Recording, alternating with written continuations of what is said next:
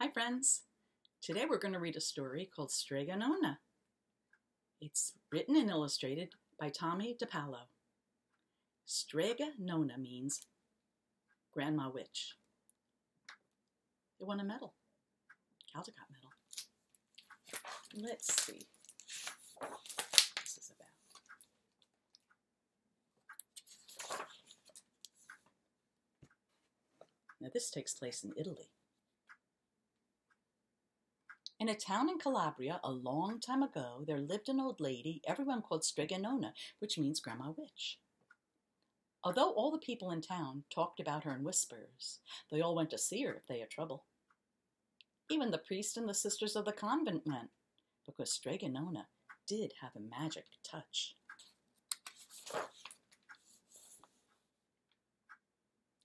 She could cure a headache with oil and water and a hairpin.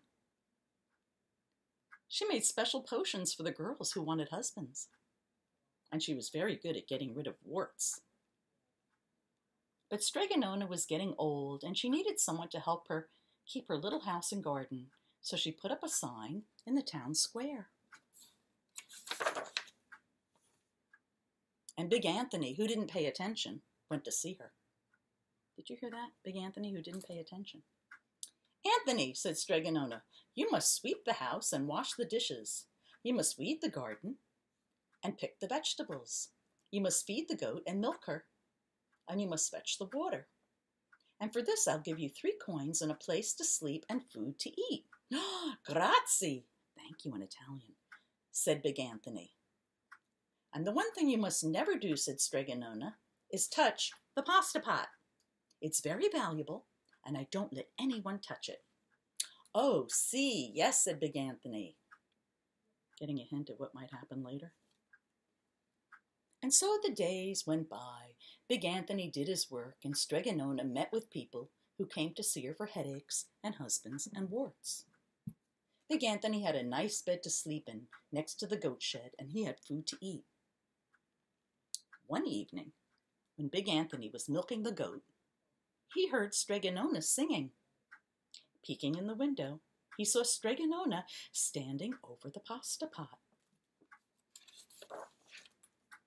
She sang, "Bubble, bubble, pasta pot, boil me some pasta nice and hot. I'm hungry and it's time to sup. Boil enough pasta to fill me up." And the pasta pot bubbled and boiled and was suddenly filled with steaming hot pasta.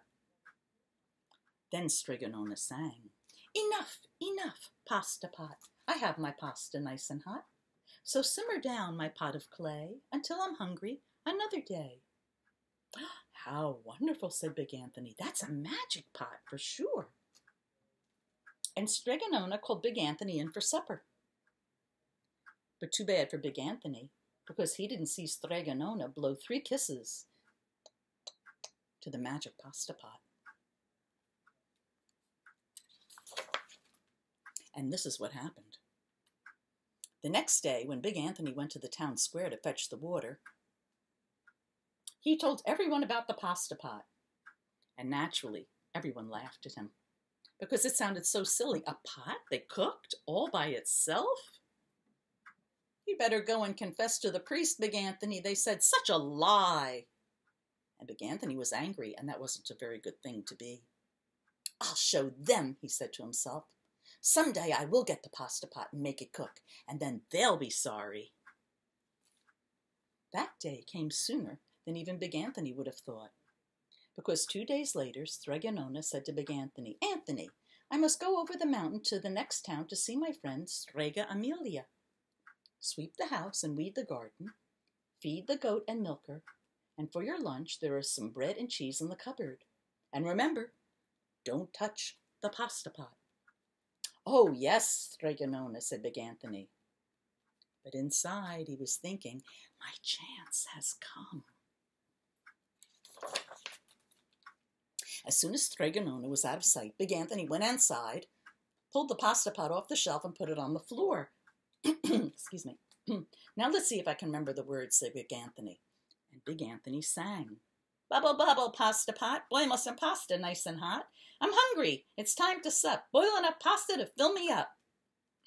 And sure enough, the pot bubbled and boiled and began to fill up with pasta. "Aha," said Big Anthony, and he ran to the town square, jumped on the fountain, and shouted, "Everyone get forks and plates, and platters and bowls. Pasta for all, it's Strega Nona's house. Big Anthony has made the magic pasta pot work." Of course, everyone laughed, but ran home to get forks and plates and platters and bowls. And sure enough, when they got to Strega Nona's, the pasta pot was so full, it was beginning to overflow.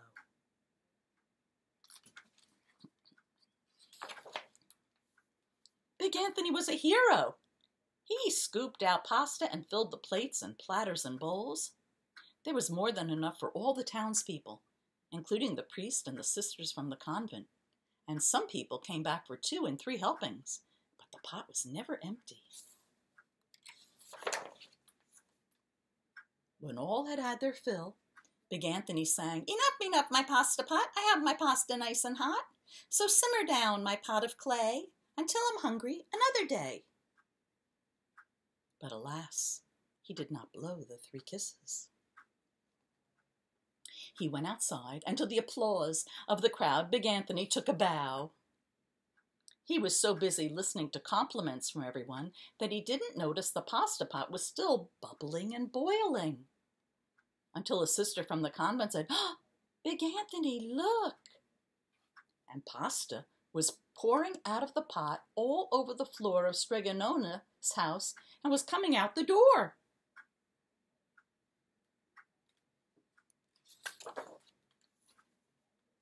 Big Anthony rushed in and shouted the magic words again, but the pot kept bubbling.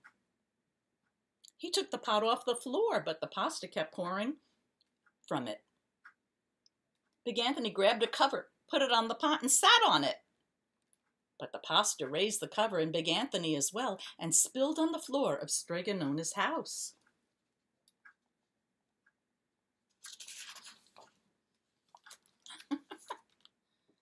"Stop!" yelled Big Anthony. But the pasta did not stop. And if someone hadn't grabbed poor Big Anthony, the pasta would have covered him up.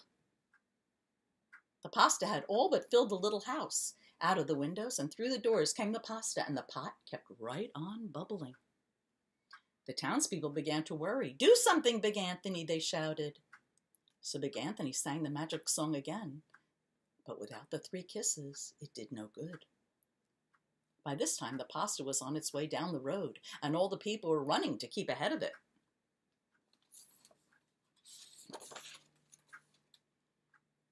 "We must protect our town from the pasta," shouted the mayor. "Get mattresses, tables, doors, anything to make a barricade."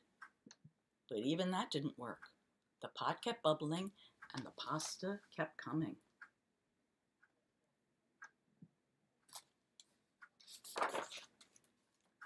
"We're lost," said the people.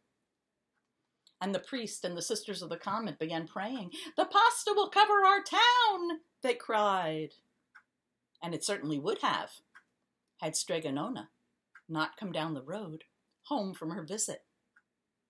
She didn't have to look twice to know what had happened. She sang the magic song and blew the 3 kisses, and with a sputter, the pot stopped boiling and the pasta came to a halt. "Oh, grazie, thank you, Strega Nona," the people said. But then they turned on poor Big Anthony. "String him up," the men of the town shouted.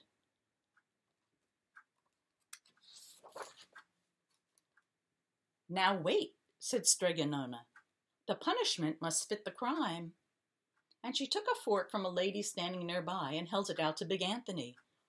"All right, Anthony, you wanted pasta from my magic pasta pot," Strega Nona said, "and I want to sleep in my little bed tonight. So start eating."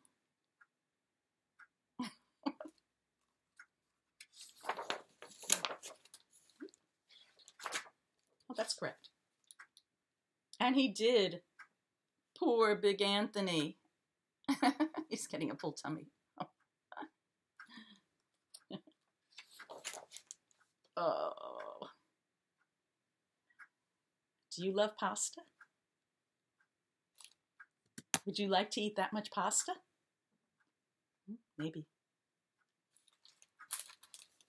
We'll read another Strega Nona Big Anthony book another day. Meantime, 3 kisses.